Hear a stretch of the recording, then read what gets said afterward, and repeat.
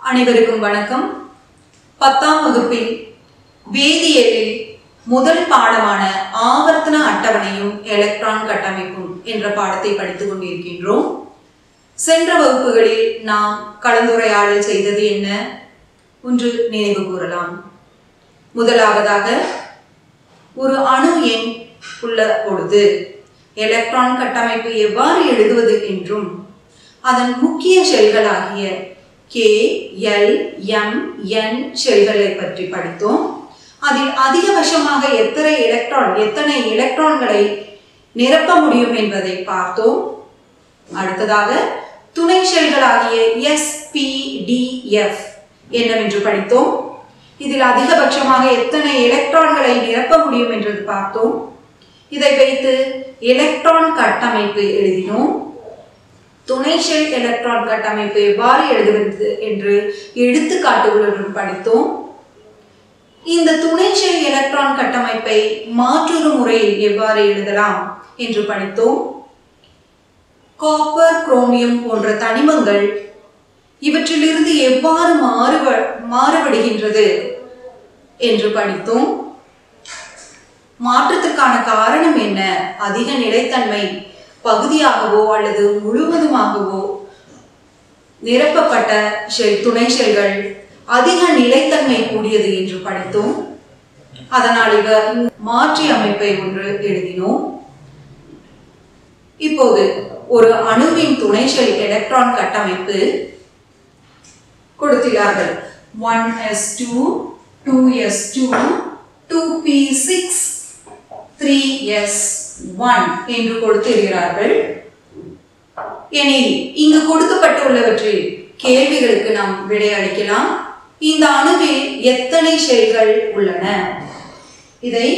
இந்த அணுவில் எத்தனை ஷெல்கள் உள்ளன என்றும் ஒவ்வொரு ஷெல்லிலும் உள்ள துணை ஷெல்கள் எத்தனை என்றும் கடைசி எலக்ட்ரான் நிரம்பியது எந்த துணை ஷெல்லில் என்றும் அணுவில் உள்ள எலக்ட்ரான்களின் மொத்த எண்ணிக்கை எவ்வளவு, அணு எண் எவ்வளவு, துணை ஷெல் எலக்ட்ரான் கட்டமைப்பை எவ்வாறு சுருக்கி எழுதலாம், இதெல்லாம் நாம் சென்ற வகுப்பில் படித்தோம்.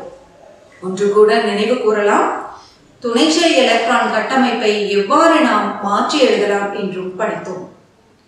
இதன் அடிப்படையாக வைத்து அடுத்ததாக நாம் படிக்க போகும் தலைப்பு துணை ஷெல் எலக்ட்ரான் கட்டமைப்பும் பிளாக்குகளும். துணை ஷெல் எலக்ட்ரான் கட்டமைப்புகளும் பிளாக்குகளும். இங்கு கொடுக்கப்பட்டுள்ள படத்தை கவனியுங்கள். இதில் S, P, D, F என்ற பிளாக்குகளை நாம் காண முடிகின்றது. அதாவது நவீன ஆவர்த்தன அட்டவணையில் 1, 2 என்று குறிப்பிட்டுள்ளது S பிளாக் என்றும், இது ஆவர்த்தன அட்டவணையின் இடது பாகத்தில் காணப்படுகின்றது. இப்போது வலது பாகத்தை கவனிக்கவும். P பிளாக் 13 முதல் 18 வரை உள்ள தொகுதிகளை P பிளாக் என்றும், இது ஆவர்த்தன அட்டவணையின் வலது பக்கத்தில் காணப்படுகின்றது. S பிளாக் இடது பாகத்தும் P பிளாக் வலது பாகத்தும் காணப்படுகின்றது. இந்த S பிளாக்கிற்கும் P பிளாக்கிற்கும் இடையில் காண்பது 3 முதல் 12 வரை உள்ள தொகுதிகளாகும். அது D பிளாக். அடுத்ததாக ஆவர்த்தன அட்டவணையின் கீழ் பாகத்தில் காண்பது 2 வரிசைகளாகும். அது F பிளாக். இதுவே நவீன ஆவர்த்தன அட்டவணை.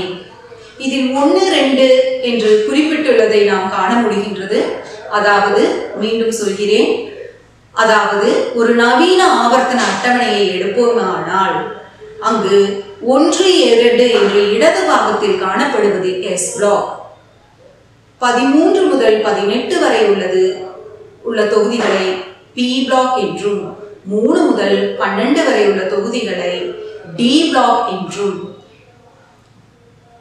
கீழ்வரிசையில் காணப்படுவதை எஃப் பிளாக் என்றும் அமைத்திருக்கிறார்கள். இதுவே நவீன ஆவர்த்தன அட்டவணை ஆகும். அடுத்ததாக இங்கு கொடுக்கப்பட்டுள்ள அட்டவணையை கவனியுங்கள். லித்தியம்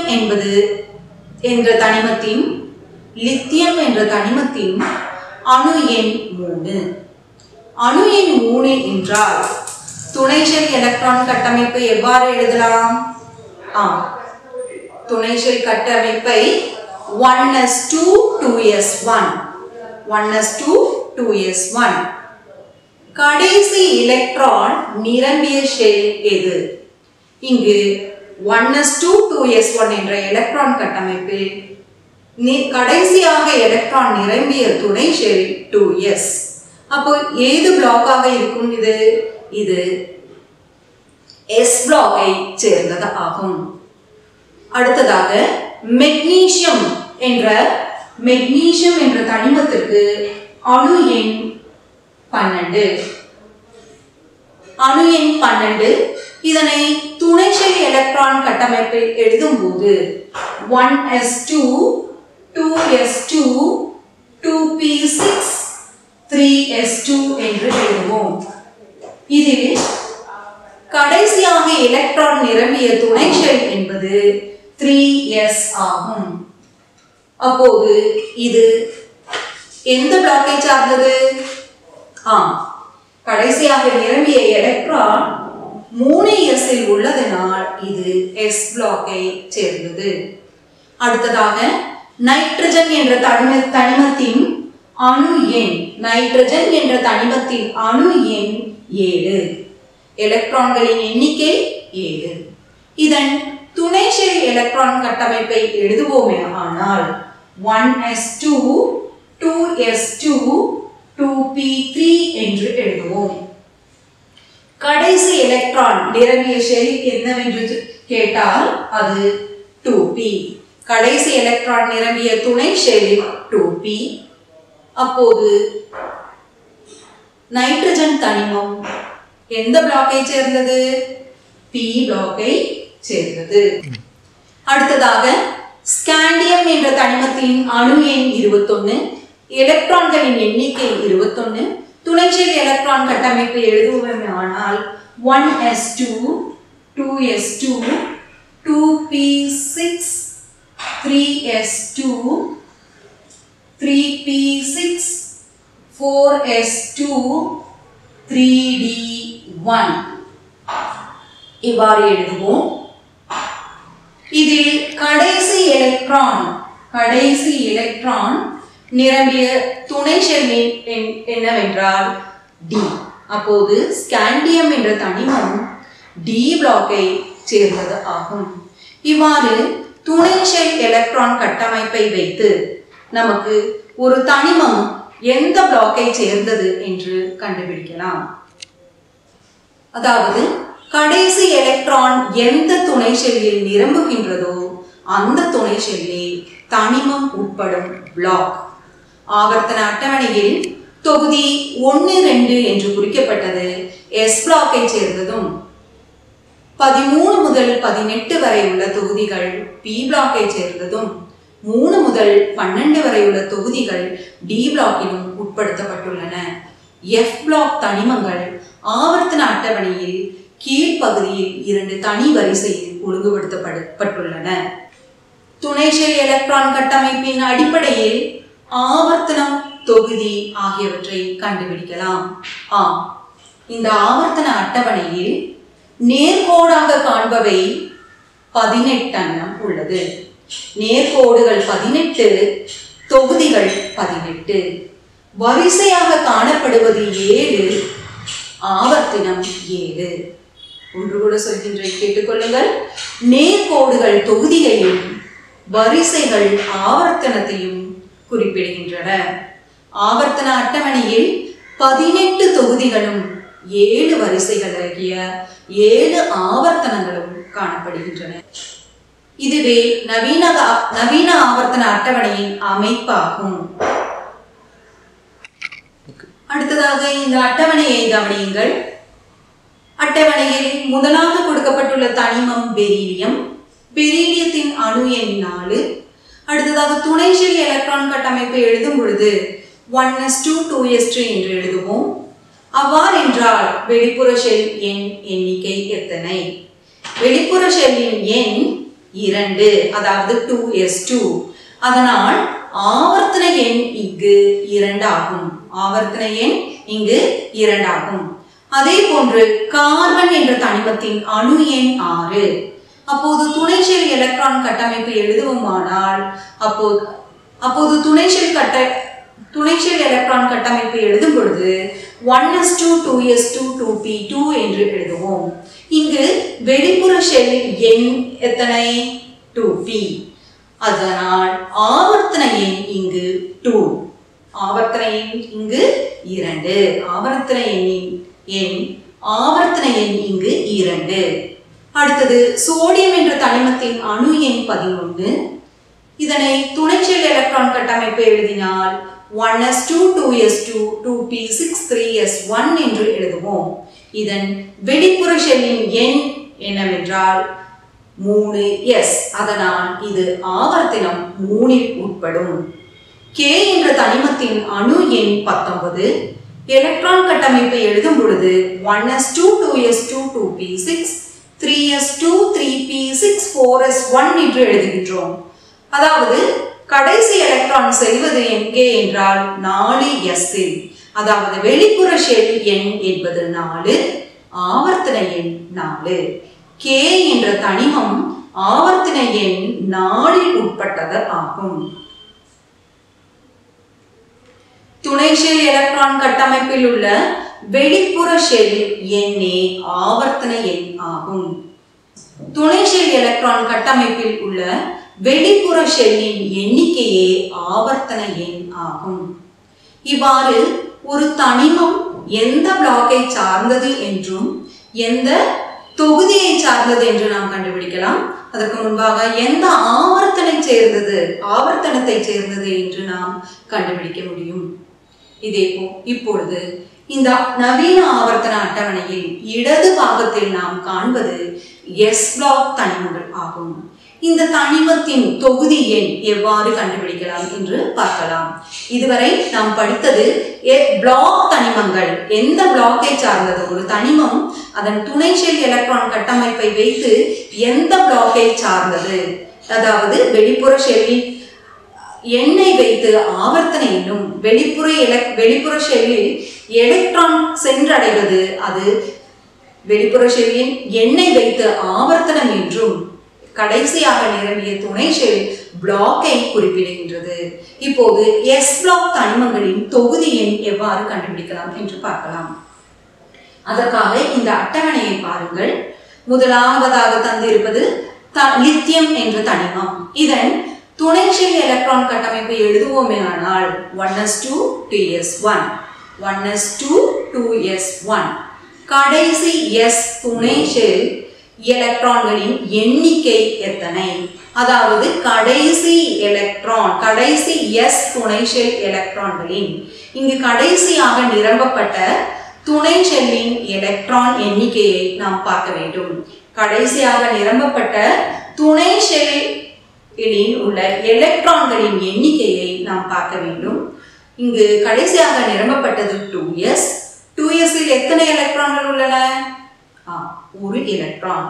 அப்பொழுது இதன் தொகுதி எண் என்பது 1 ஆகும்.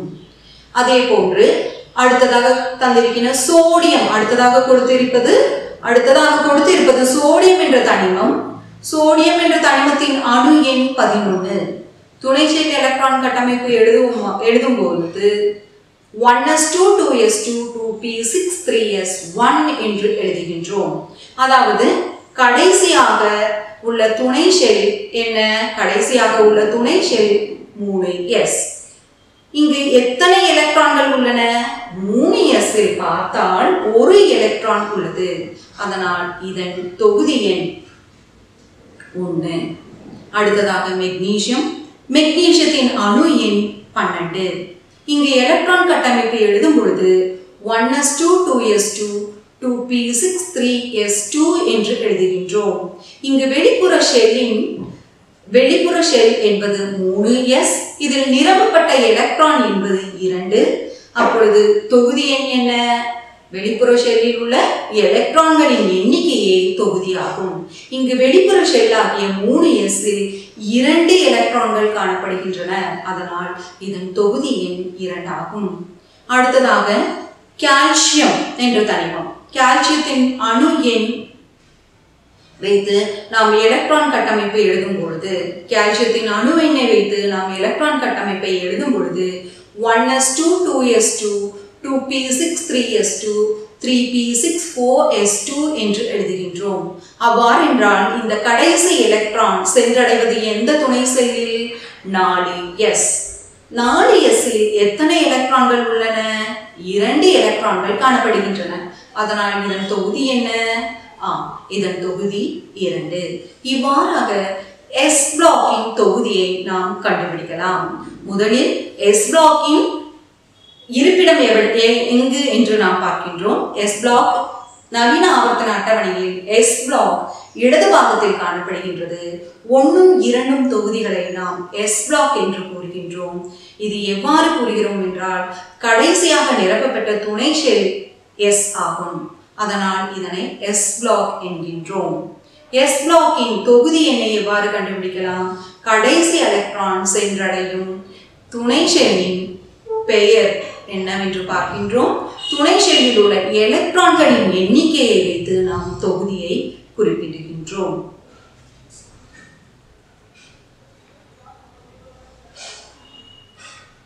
சுருக்கமாக சொன்னால், S பிளாக் தனிமங்களின் வெளிப்புற S துணை ஷெல்லில் உள்ள எலக்ட்ரான்களின் எண்ணிக்கையே தொகுதி எண் ஆகும். இதுவே நவீன ஆவர்த்தன அட்டவணை. இனி அடுத்ததாக S பிளாக் தனிமங்களின் சில பொது பண்புகளை தெரிந்து கொள்வோம். S பிளாக்கில் காணப்படுவது, அதாவது S பிளாக் என்பது 1ம் 2ம் என்ற தொகுதியை நாம் பார்த்தோம். கடைசியாக உள்ள S துணை செல்லில் ஒரு எலக்ட்ரான், இரண்டாவது தொகுதி எடுக்கும்போது 2 எலக்ட்ரான்களை நாம் காண்கின்றோம். அவ்வாறென்றால் இந்த தனிமத்திற்கு S பிளாக்கில் உட்பட்ட தனிமங்களுக்கு ஒரு எலக்ட்ரானை விட்டு கொடுக்க முடியும். இரண்டாவது தொகுதியில் உள்ள தனிமங்களுக்கு 2 எலக்ட்ரான்களை விட்டு கொடுக்க முடியும். எலக்ட்ரான்களை விட்டு கொடுக்கும் பொழுது அங்கு என்ன நேர்கின்றது? எலக்ட்ரான்களை விட்டு கொடுக்கும் போது நேர் மின்னேற்றம் அடைகின்றது.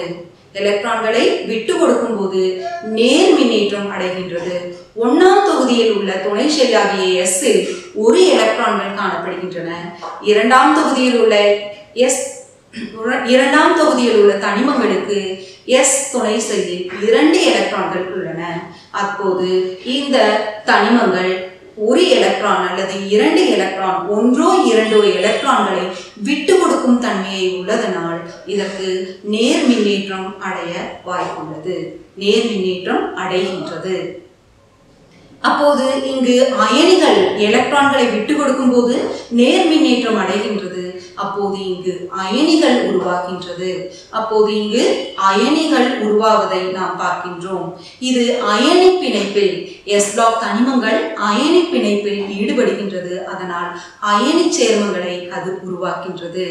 S பிளாக் தனிமங்கள் சாதாரணமாக அயனி சேர்மங்களை தோற்றுவிக்கின்றன என்று நாம் படித்தோம். அதாவது 1ஓ 2ஓ எலக்ட்ரான்களை விட்டு கொடுக்கும் போது அது நேர் மின்னேற்றம் அடைகின்றது. இங்கே கொடுக்கப்பட்டுள்ள அட்டவணையை கவனியுங்கள். முதலாவது கொடுத்திருப்பது தொகுதி 1ஆம் தொகுதி என்றும் அதில் X என்ற தனிமம், 2ஆம் தொகுதி Y என்ற தனிமம் ஆகும். 1ஆம் தொகுதியில் உள்ள Xற்கு இணைதிறன் 1. அப்படியானால் இணைதிறன் 1, ஆக்சிஜன் ஏற்ற நிலை 1 +1, அதாவது நேர் மின்னேற்றம் அடைகின்றது. ஒரு எலக்ட்ரானை விட்டு கொடுத்து அது நேர் மின்னேற்றம் அடைவதனால் அங்கு +1 என்று எழுதுகின்றோம். அயனியின் குறிப்பா இப்போது இந்த X என்ற தனிமம் ஒரு எலக்ட்ரானை விட்டு கொடுத்ததனால் ஒரு அயனி ஆகிவிட்டது. அயனி ஆகும்போது அயனியின் குறியீடு எவ்வாறு நாம் எழுதுவோம்? X என்ற தனிமம் ஒரு எலக்ட்ரானை விட்டு கொடுத்ததனால் X plus 1 என்று எழுதுவோம்.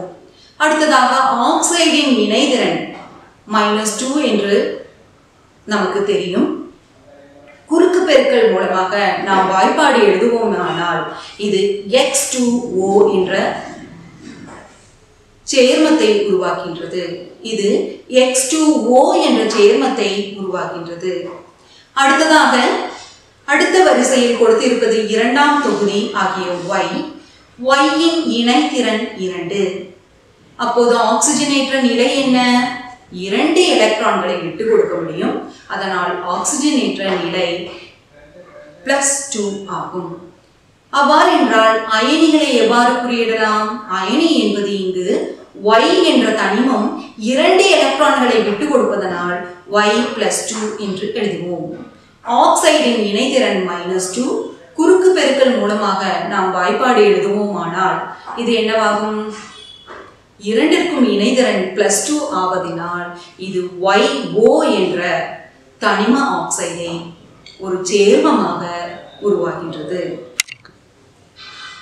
ஆவர்த்தன அட்டவணையில் இடது பாகத்தில் உள்ள S பிளாக் தனிமங்கள் என்ன, அதன் தொகுதி எண்கள் என்ன என்று படித்தோம். இந்த S பிளாக் தனிமங்களின் சிறப்பு பண்புகள் என்னவென்றால் உலோக பண்பு அதிகமாக காணப்படுகின்றது. நவீன ஆவர்த்தன அட்டவணையில் இடது பாகத்தில் காண்பவை உலோகத்தன்மை அதிகமாக உள்ளதும் அயனியாக்கும் ஆற்றல் குறைவானதும் ஆகும். இங்கு நேர் மின்னேற்றம் ஆகும் தன்மை கூடுதலாகவும் எதிர் மின்னேற்றம் ஆகும் தன்மை குறைவாகவும் காணப்படுகின்றன. இந்த தனிமங்கள் சேர்மங்கள் ஆகும்போது, அதாவது ஒரு அயனி பிணைப்பில் ஈடுபடுகின்றன. எலக்ட்ரான்களை விட்டு கொடுத்து நேர் மின்னேற்றம் அடைவதனால் ஒரு அயனி ஆகின்றது. அதனால் அயனி சேர்மங்களை இது உருவாக்கின்றது. இதுவே S பிளாக்கின் சிறப்பு பண்புகள் ஆகும். S பிளாக் தனிமங்கள் சிறப்பு பண்புகளை நீங்க உங்களோட அறிவியல் குறிப்பேட்டில் எழுதி வைங்க. அப்போ இதுவரை படிச்சது நம்ம S பிளாக் என்னவென்று பார்த்தோம். S பிளாக் என்னவென்றால் நவீன ஆவர்த்தன அட்டவணையில் இடது பாகத்தில் காணப்படுவது S பிளாக். தொகுதி 1 ம் 2 ம் S பிளாக்கில் பட்டவையாகும். கடைசி துணை ஷெல் எலக்ட்ரான்களின் எண்ணிக்கையை வைத்து நாம் இதன் தொகுதி எண்ணை கண்டுபிடிக்கின்றோம். அடுத்ததாக P பிளாக் தனிமங்கள். இந்த P பிளாக் தனிமங்களை பற்றி படித்தோமானால் நவீன ஆவர்த்தன அட்டவணையில் வலது பாகத்தில் காணப்படுவது P பிளாக். தொகுதி எண் 13 முதல் 18 வரை உள்ளது P பிளாக் தனிமங்கள் ஆகும். இந்த தனிமங்களோட சிறப்பியல்புகள் என்னவென்று நாம் படிக்கலாம். அதற்கு முன்பாக இது தொகுதி எண் 13 முதல் 18 வரை கவனித்தீர்களானால் தனிமம் அதன் வெளிப்புற ஷெல்களின் துணை ஷெல் எலக்ட்ரான் கட்டமைப்பு அட்டவணை. இந்த அட்டவணையை பாருங்கள். தனிமம் வெளிப்புற ஷெல் துணை ஷெல்லின் வெளிப்புற ஷெல்களின் துணை ஷெல் எலக்ட்ரான் கட்டமைப்பு தந்திருக்கிறார்கள். அதாவது 1s2 2s2 2p1 1s2 2s2 2p2 1s2 2s2 2p3 1s2 2s2 2p4 1s2 2s2 2p5 1s2 2s2 2p6. அணு எண் 5 6 7 8 9 10. இதனை இவ்வாறு நாம் எழுதியிருக்கின்றோம். வெளிப்புற துணை ஷெல், அதாவது கடைசியாக உள்ள துணை ஷெல்லின் பெயர் என்னவென்றால் P. கடைசியாக உள்ள துணை ஷெல்லில் P துணை ஷெல்லில் நமக்கு இந்த அட்டவணையை கவனியுங்கள். வெளிப்புற ஷெல்லில் உள்ள துணை ஷெல் எலக்ட்ரான் கட்டமைப்பை கவனியுங்கள். அணு எண் 5 என்றால் இதன் எலக்ட்ரான் கட்டமைப்பு 1s2 2s2 2p1. அணு எண் 6 என்றால் 1s2 2s2 2p2. அணு எண் 7 என்ற பொழுது 1s2 2s2 2p3 என்று எழுதினோம். 8 ஆகும் பொழுது 1s2 2s2 2p4. 9 ஆகும் பொழுது 1s2 2s2 2p5. 10 என்றால் 1s2 2s2 2p6. இங்கு வெளிப்புற துணை ஷெல் என்னவென்றால் அது P. P என்ற துணை ஷெல்லில் 6 எலக்ட்ரான்களை நிரப்ப முடியும். இங்கு P என்ற துணை ஷெல்லில் 1 தொடங்கி 6 வரை நிரப்புவதை நாம் காண முடிகின்றது. வெளிப்புற துணை ஷெல் P என்பதனால் இது P பிளாக்கில் சேர்ந்தவை ஆகும். இந்த தனிமங்கள் எல்லாம் P பிளாக்கில் சேர்ந்தது ஆகும். இந்த தனிமங்கள் எல்லாம் P பிளாக்கில் சேர்ந்தது ஆகும். எந்த துணை ஷெல்லில் கடைசியாக எலக்ட்ரான் நிரம்புகின்றதோ அதுவே அதன் பிளாக்கை குறிக்கின்றது. இங்கு கடைசியாக உள்ள துணை ஷெல் P, அதனால் இது P பிளாக்கை குறிக்கின்றது. அப்ப இவ்வாறு என்றால் P துணை ஷெல்லில் 1 முதல் 6 எலக்ட்ரான்களை வரை நாம் நிரப்பலாம். அடுத்ததாக இந்த அட்டவணையை கவனிங்கள். போரான் 5. P ஷெல்லின் எலக்ட்ரானின் எண்ணிக்கை எத்தனை? P ஷெல்லில் எலக்ட்ரான் எண்ணிக்கை துணை ஷெல் எலக்ட்ரான் கட்டமைப்பு எழுதினால் 1s2 2s2 2p1 என்று எழுதுவோம். அப்போது கடைசியாக உள்ள துணை ஷெல் P, இதில் எத்தனை எலக்ட்ரான்கள் காணப்படுகின்றது? 1 எலக்ட்ரான். இங்கு P தொகுதி 13 முதல் 18 வரை உள்ளதினால் வெளிப்புற P ஷெல்லில் உள்ள எலக்ட்ரானின் எண்ணிக்கையோடு 12 கூட்ட வேண்டும். 12 பிளஸ் 1 என்பது வெளிப்புற P ஷெல்லில் உள்ள எலக்ட்ரான். 12 பிளஸ் 1 சமன் 13. அப்போது தொகுதி எண் 13 ஆகும். அடுத்ததாக நைட்ரஜனை கவனிங்கள். அணு எண் 7. எலக்ட்ரானிக் துணை ஷெல் எலக்ட்ரான் கட்டமைப்பு எழுதுவோம். ஆனால் துணை ஷெல் எலக்ட்ரான் கட்டமைப்பு எழுதும் பொழுது 1s2 2s2 2p3 என்று எழுதுவோம். வெளிப்புற துணை ஷெல் P, இதில் உள்ள எலக்ட்ரான்களின் எண்ணிக்கை 3. 3 உடன் 12 கூட்டினால் கிடைப்பது 15. தொகுதி எண் 15. அடுத்ததாக நியானின் அணு எண் 10. துணை ஷெல் எலக்ட்ரான் கட்டமைப்பு எழுதும் பொழுது 1s2 2s2 2p6 என்று எழுதுவோம். இங்கு வெளிப்புற துணை ஷெல் P, அதில் நிரப்பப்பட்ட எலக்ட்ரான் 6. 6 உடன் 12 கூட்டினால் கிடைப்பது 18. தொகுதி எண் 18. இவ்வாறு P பிளாக்கில் உள்ள தனிமங்களை அதன் தொகுதியையும் நாம் கண்டுபிடிக்கலாம். அடுத்து இங்கு ஒரு துணை ஷெல் எலக்ட்ரான் கட்டமைப்பை தந்திருக்கிறார்கள். கடைசியாக இது முடிவது 3s2. Y என்ற தனிமத்தின் குறியீடு இங்கு கற்பனையானது. வெளிப்புற துணை ஷெல் எலக்ட்ரான் கட்டமைப்பு 3s2 3p4 ஆகும். 3s2 3p4 ஆகும். இந்த தனிமம் உட்படுகின்ற ஆவர்த்தனமும் தொகுதியும் எது? முதலாவதாக ஆவர்த்தனம் தந்திருக்கிறார்கள். ஆவர்த்தன எண் எதை சாரும்? கடைசி துணை ஷெல்லின் எண்ணிக்கை. கடைசி துணை ஷெல் என்பது 3p, அதனால் இதன் ஆவர்த்தனம் 3p. தொகுதி P பிளாக் தனிமம் ஆனதினால் P துணை ஷெல்லில் உள்ள எலக்ட்ரான்களுடன் 12 கூட்ட வேண்டும். அதாவது 4 பிளஸ் 12 = 16.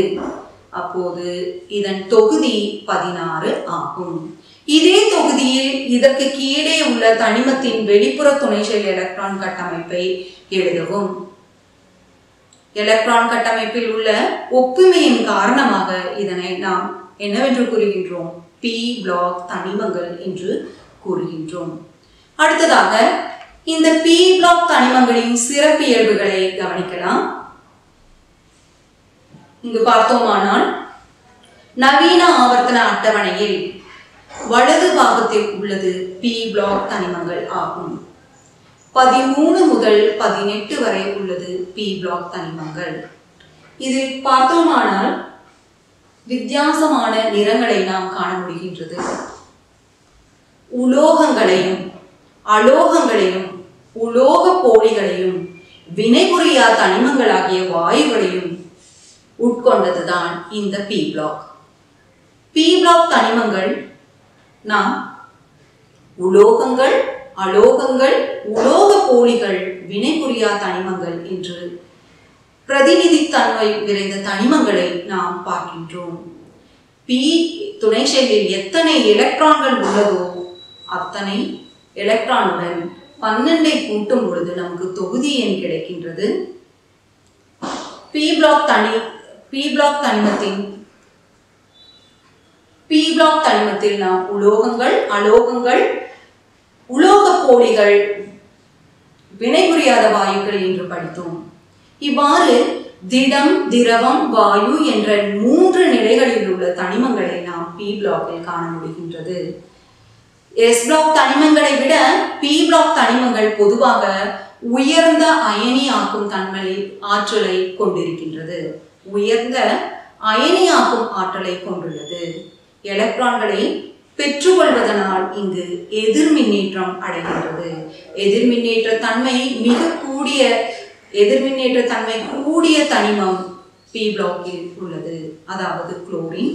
குளோரினின் கடைசி துணை ஷெல்லில் பார்த்தோமானால் 2p5 என்று எழுதுகின்றோம். அதாவது ஒரு எலக்ட்ரானை பெற்றுக்கொள்ளும் பொழுது அது நிறைவடைகின்றது. எலக்ட்ரானை பெற்றுக்கொள்ளும் போது அது எதிர்மின்னேற்றத்தை அடைகின்றது. அதனால் தான் படித்தோம், பி பிளாக் தனிமங்களுக்கு எதிர்மின்னேற்றம் அடையும் ஆற்றல் கூடுதலாக உள்ளது. இதுவும் ஒரு அயனி பிணைப்பை உருவாக்கும், அயனி பிணைப்பில் சேர்மங்களை உருவாக்கும் தன்மையுடையது பி பிளாக். பி பிளாக் தனிமங்களின் பண்புகளை உங்கள் அறிவியல் குறிப்பேட்டில் எழுதி வையுங்கள். அடுத்ததாக அட்டவணையை கவனியுங்கள். இங்கு கொடுத்திருப்பது தனிமம் எக்ஸ். வெளிப்புற எலக்ட்ரான் கட்டமைப்பு என்பது எக்ஸ் என்ற தனிமத்தின் வெளிப்புற எலக்ட்ரான் கட்டமைப்பு 3s2 3s2 ஆகும். முழுமையான துணைஷெல் எலக்ட்ரான் கட்டமைப்பு எழுத வேண்டும். அணு எண் எத்தனை என்று எழுத வேண்டும். அப்போது ஆவர்த்தனம், தொகுதி, பிளாக் இதை கண்டுபிடிக்க முடியும். இதுவரை நாம் படித்தோம் அல்லவா? அதை வைத்து இதன் அணு எண் என்ன, ஆவர்த்தனம் என்ன, தொகுதி என்ன, பிளாக் என்ன என்று எழுதி வைக்கவும். அதே போன்று Y என்ற தனிமம், அதன் வெளிப்புற எலக்ட்ரான் கட்டமைப்பு 3s2 3p5 3s2 3p5. அவ்வாறென்றால் முழுமையான துணைஷெல் எலக்ட்ரான் கட்டமைப்பு என்ன, அதன் அணு எண் என்ன, ஆவர்த்தனம், தொகுதி, பிளாக்கை கண்டுபிடிக்கவும். இதை உங்கள் அறிவியல் குறிப்பேட்டில் எழுதி வைக்கவும். இதோடு இதில் இணைதுரன் 1 உள்ள தனிமம் இது. உலோக பண்பு காண்பிக்கும் தனிமம் இது. அயனியாக்கும் ஆற்றல் அதிகம் உள்ள தனிமம் இது. எக்ஸும் ஒய்யும் சேர்ந்து உருவாக வாய்ப்புள்ள சேர்மத்தின் வாய்ப்பாடு எழுதி வைக்கவும். அதன் ஆக்சிஜனேற்ற நிலைகளையும் குறிப்பிடவும். இதை உங்கள் அறிவியல் குறிப்பேட்டில் எழுதி வைக்கவும். உங்கள் ஆசிரியரை கொண்டு சரிபார்த்துக் கொள்ளவும். மீண்டும் அடுத்த வகுப்பில் சந்திக்கலாம். நன்றி.